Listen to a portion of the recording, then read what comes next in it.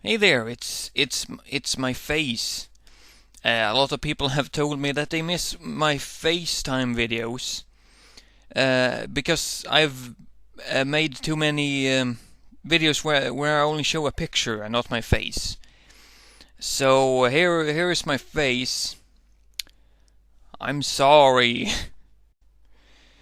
I don't know why people like looking at my expressions because I don't really have that many of them. I have very expressive eyelids, not eyelids, like eyebrows. But interestingly enough, I think I missed a couple of letters in that word. Interestingly enough, I actually have to force my eyebrows to move because normally I'd kind of when I'm not talking on camera or in front of specific people, my eyes and my face is kind of stationary. I look very boring normally when I talk, or at least when I think. Actually, when I speak, my voice is also very low, and I have to kind of modulate it when I make videos, so I sound more interesting. Anyway, to the point of the video, I mentioned to another person yesterday that I was gonna make a video on the topic of sex and Asperger's because it's an important topic. It's not something you can just ignore because people with Asperger's could have problems with sex.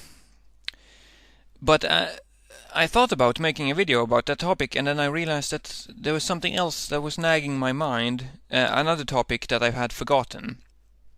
A topic that I said that I would make that I've kind of ignored, and that topic is death, which is the opposite of sex, unless you're a necrophiliac. But let's not get into that.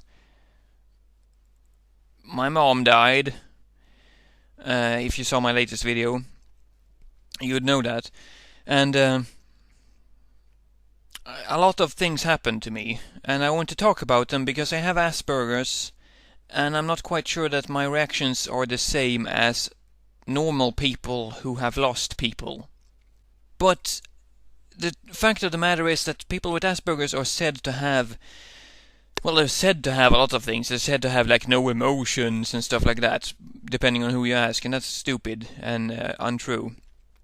But people with Asperger's have not a disdain, like a disconnectiveness. I'm gonna have to turn off my MSN. Hold on, let me just type a thing.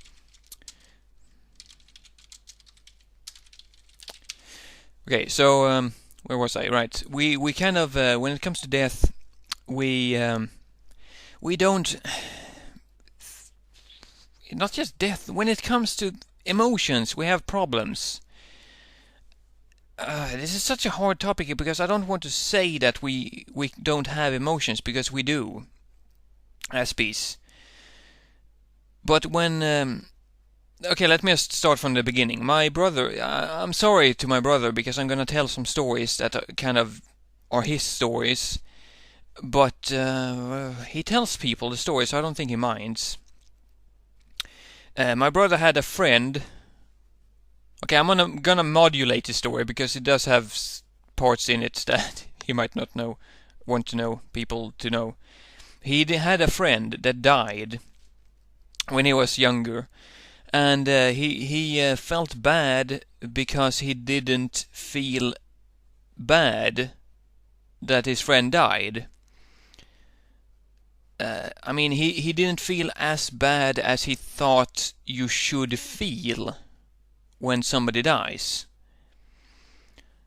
And when my mom died, that was a problem for me, because I felt, when she got ill, I felt like I should have been sorry for. I mean, I was sorry for it. It hurt to see her like that, and when she died, I was upset. But when you look at movies and somebody dies, people are all dramatic about it, and you imagine that, oh, when somebody dies, that's gonna be how you react. Although I've always been like, oh, well, if my family members die, I'm gonna be all cool and not care about it. It was my dog. I don't know if you could hear that. Lots of distractions today. What was I talking about? Right. Fact of the matter is that when my mom died, I had a feeling that I wasn't feeling enough feeling. And my mom had she had a boyfriend, Arne, which is a horrible name to say when you speak English. I know you can't say English sentence and end it with Arne because that sounds horrible. But he cries a lot, and nobody blames him for that. I mean, he lost his girlfriend. They were even engaged. So I completely find it okay that he's crying over that. But it makes me wonder if I'm not crying enough. Although I've come to the conclusion that I don't have any right to be sad for myself, because my mom was the one who died, and she's the one who I should be sad over. And crying over her loss feels illogical. And that's kind of the root of the problem, the whole logicalness.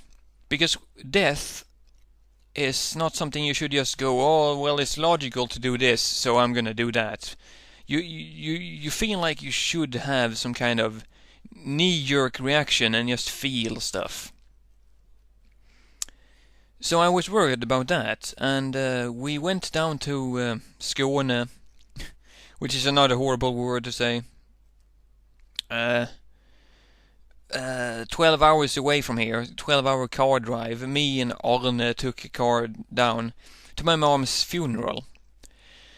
And I grew up there, and if you know about me, then you know that I hate my dad. And I wish him to die and all that, in a horrible burning mess. Preferably his body would self-combust and his head would be decapitated, so that the dying breath of his brain would feel the pain, and also so I could laugh at his face. Basically. So I don't really like him, is my point. And I've actually put a lot of my hate on everything in my life on my dad, because I know that he's so far away that it doesn't matter how much I hate him, it won't affect me, because he's over there. And I can be mad at stuff, put it on him, and then feel better about the stuff because I don't have to feel mad because he's over there, so fuck him. But I had to go down there, and he was at the funeral of my mom. Luckily. Because otherwise, if he wasn't at the funeral, I would have been angry at him. Because, they were married for like 30 years or something. 40 maybe, I don't know. So yeah. Going down there was a huge emotional impact on me. Because I had to see all of the sightseeing things that I saw as a kid, the things I remembered.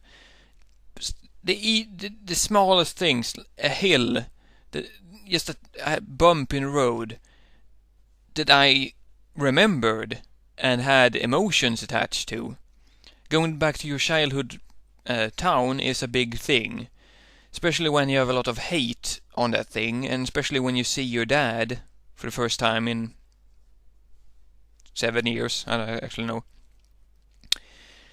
On top of that, I had my mom's funeral.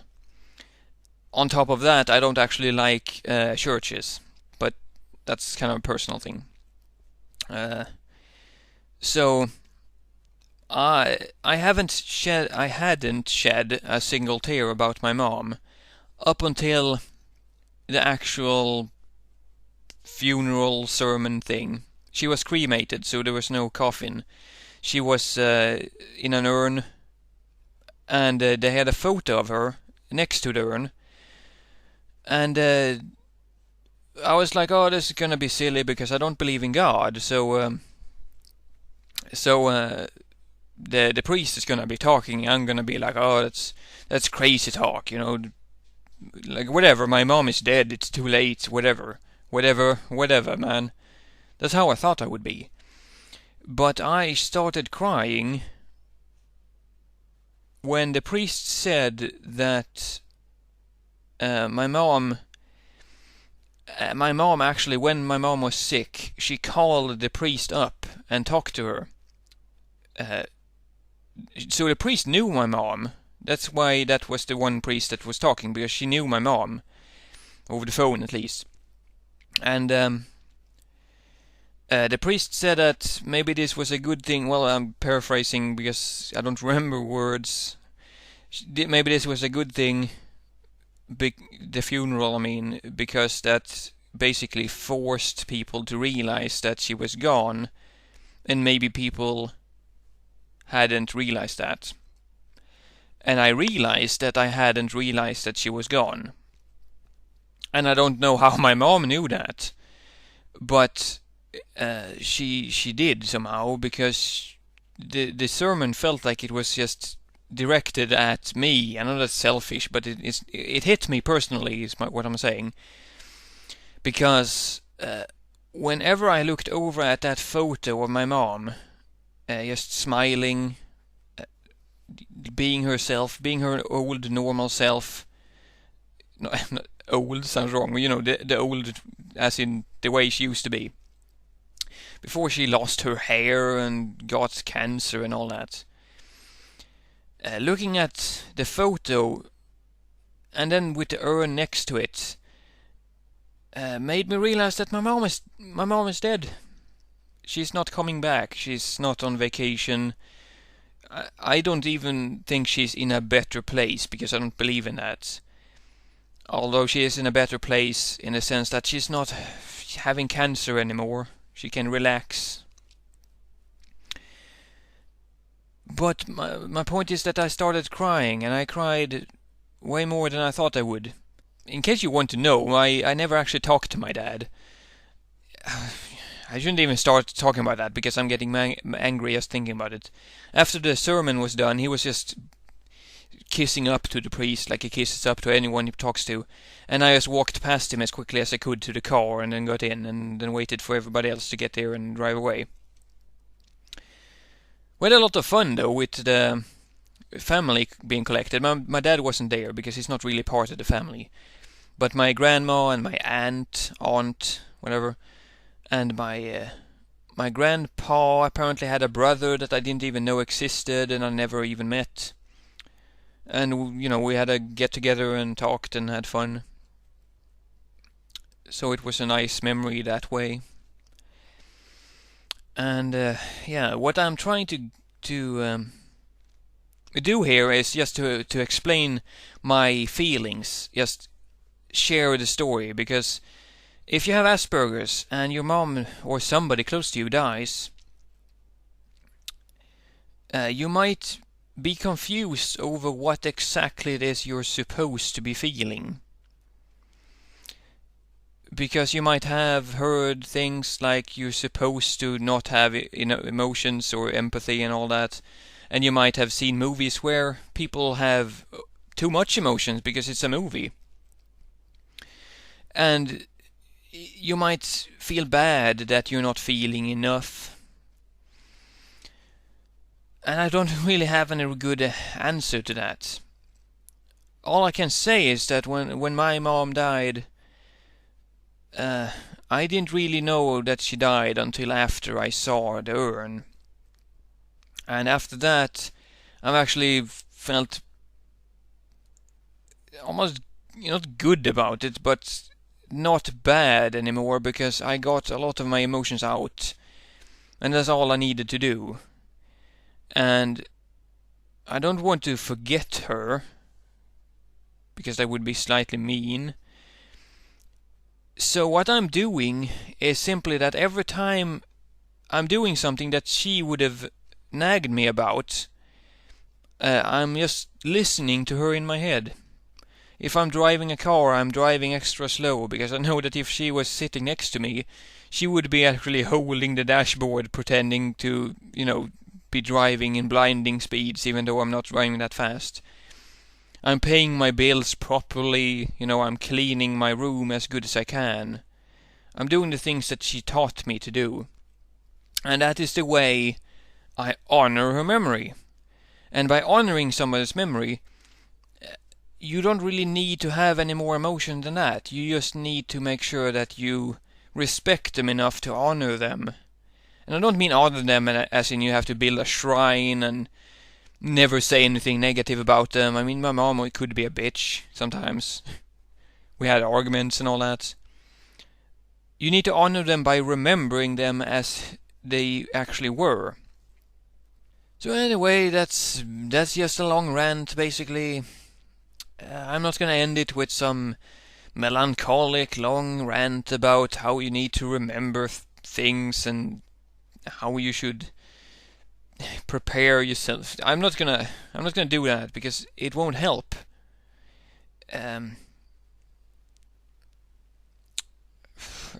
I just want to make sure that if you have Asperger's, don't be afraid to have emotions. Not because you have to have emotions